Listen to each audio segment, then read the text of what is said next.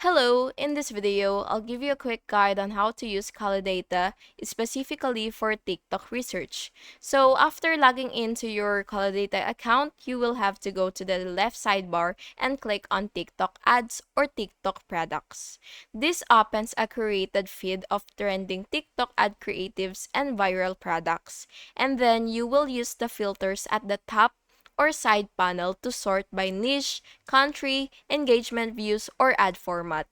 Once filtered, you will click on any result to open a detailed breakdown, and then you will see the video content, the seller, or ad source, and engagement data like likes, comments, and shares. You can even access the seller store links and influencer accounts. And you can use this data to spot trends or get ideas for your next viral content or product.